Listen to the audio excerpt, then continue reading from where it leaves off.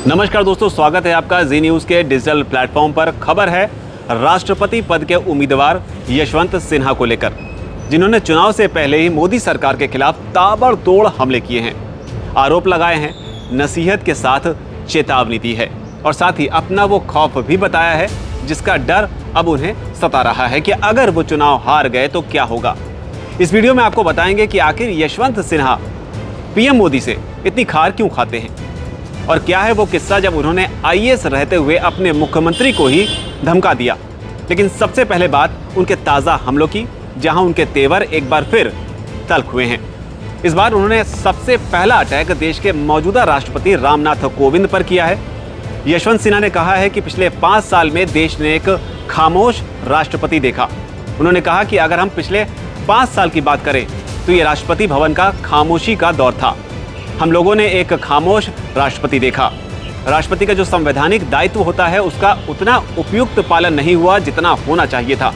उन्होंने आगे कहा कि बहुत सारे मुद्दों पर प्रधानमंत्री को बोलना चाहिए, लेकिन कुछ मुद्दों पर राष्ट्रपति को भी बोलना चाहिए। राष्ट्रपति प्रधानमंत्री को बुलाकर कम से कम कुछ विषयों पर बात तो कर ही सकते हैं। यशवंत सिन्हा यहाँ फुल मूड में थे, तो लगे हाथों उन्होंने अपनी वो रणनीति भी बताई कि अगर वो खुदा ना खास्ता राष्ट्रपति बन गए तो क्या करेंगे। यशवंत ने यहाँ कहा कि मैं आपसे 2 वादे करके जाना चाहता हूँ। एक तो ये कि अगर मैं राष्ट्रपति चुना गया तो शपथ लेने के दूसरे दिन से ही सरकारी एजेंसियों का दुरुपयोग रुक जाएगा। यशवंत सिन्हा ने यहाँ एक और अहम बात कही जिससे सवाल खड़े होते हैं कि अगर वो राष्ट्रपति बनते हैं तो क्या वो कांग्रेस के एजेंट के तौर पर काम करेंगे। उन्होंने कहा कि वो प्रधानमंत्री से उन मुद्दों पर बोलने के लिए भी कहेंगे जिन पर बोलने की अपील मुख्यमंत्री गहलोत अन्य नेता उनसे करते रहे हैं। यानी साफ है कि पीएम पर दबाव बनाने की भरसक कोशिश की जाएगी, जिसकी झलक उनके एक और बयान में दिखती है। यशवंत सिन्हा ने इस बार पीएम मोदी पर डायरेक्ट अटैक करते हुए कहा कि बीजेपी और केंद्र सरकार देश में जानबूझकर नफरत का माहौल बना रही है और समाज आज सांप्रदायिक दृष्टिकोण से जितना बंट गया है, शायद उतना भारत पाकिस्तान विभाजन के समय भी 1947 में नहीं बटा था। शायद यशवंत सिन्हा को हार का भी डर सता रहा है और शायद उससे भी ज्यादा हार के बाद होने वाले उस हश्र का, जिसका जिक्र करने से भी वो नहीं चूके। यशवंत सिन्हा ने कहा कि राष्ट्रपति पद के चुनाव में बहुत ज्यादा राजनीति नहीं होती है। सरकार चाहती तो सर्वसम्मति बन सकती थी और संवैधानिक पद की गरिमा को देखते हुए ऐसा होता तो शायद बेहतर रहता, लेकिन सरकार ने इसके बारे में कोई गंभीर प्रयास नहीं किया। भाजपा और प्रधानमंत्री ने सिर्फ विपक्ष को नीचा दिखाने के लिए राष्ट्रपति चुनाव पर आम सहमति बनाने की कोई गंभीर कोशिश या गंभीर प्रयास नहीं किए। अपने डर को जाहिर करते हुए उन्होंने आगे कहा कि हम केवल एक राजनीतिक दल से नहीं लड़ रहे हैं, हम सरकार की उन एजेंसियों से भी लड़ रहे हैं जो लोगों को परेशान करने के लिए इस्तेमाल की जा रही हैं। तो लड़ाई ईडी से है, लड़ाई इनकम टैक्स डिपार्टमेंट से है, लड़ाई सीबीआई से है और मैं जानता नहीं हूं कि इस चुनाव के बाद मेरा क्या हश्र होगा। जी हाँ, यहाँ यशवंत सिन्हा ने हश्र शब्द का इस्तेमाल किया, यानी उन्हें इस बात का खौफ सता रहा है कि अगर वो हारे तो बहुत बड़ी मुसीबत आने वाली है। लिहाजा उन्होंने जनता से दबाव बनाने की अपील की। उन्होंने कहा कि इस बार राष्ट्रपति का चुनाव असाधारण परिस्थितियों में हो रहा है। इसमें आम जनता तो वोट नहीं देती, लेकिन उसके चुने हुए प्रतिनिधि वोट देते हैं।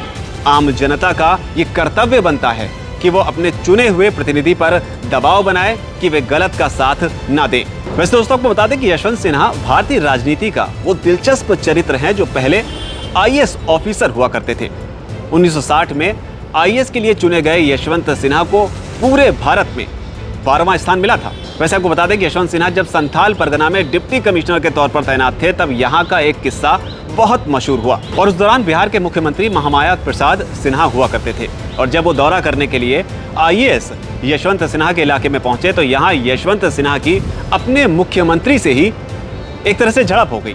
मामला क्या था वो बताता हूँ, जिसे कहा जाता है कि यशवंत सिन्हा ने खुद बयां किया था। दरअसल हुआ ये था कि मुख्यमंत्री के दौरे के दौरान जब वहां खड़े कुछ लोग मुख्यमंत्री से अपनी शिकायत करने लगे तो हर शिकायत के बाद मुख्यमंत्री मेरी तरफ मुड़ते और मुझसे स्पष्टीकरण मांगते।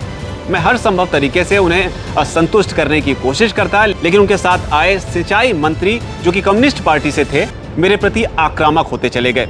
आखिरकार मेरा धैर्य जवाब दे गया और मैंने मुख्यमंत्री की तरफ देखकर कहा, सर, मैं इस व्यवहार का आदी नहीं हूं। यशवंत सिन्हा आगे बताते हैं, मुख्यमंत्री मुझे दूसरे कमरे में ले गए और स्थानीय एसपी और डीआईजी के सामने मुझसे कहा कि मुझे इस तरह बर्ताव नहीं करना चाहिए था। मैंने जवाब दिया कि आपके मंत्री को भी मेरे साथ इस तरह व्यवहार नहीं करना चाहिए था।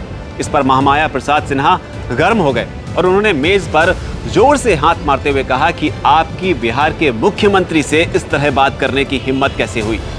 आप दूसरी नौकरी की तलाश शुरू कर दीजिए। मैंने कहा, मैं शरीफ आदमी हूं और चाहता हूं कि मुझसे शराफत से पेश आया जाए।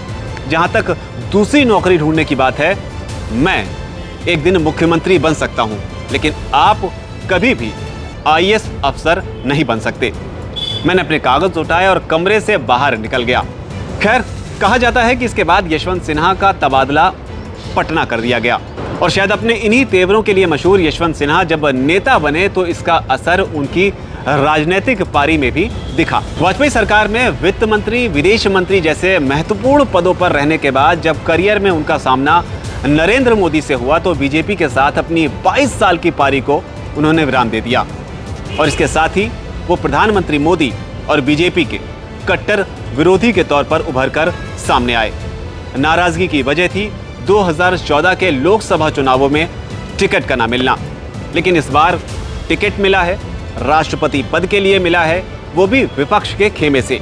यानी कि इस जंग में भी यशवंत सिन्हा के सामने एक तरह से मोदी ही हैं और यशवंत को खौफ है कि अगर हारे तो हश्र बहुत बुरा होगा।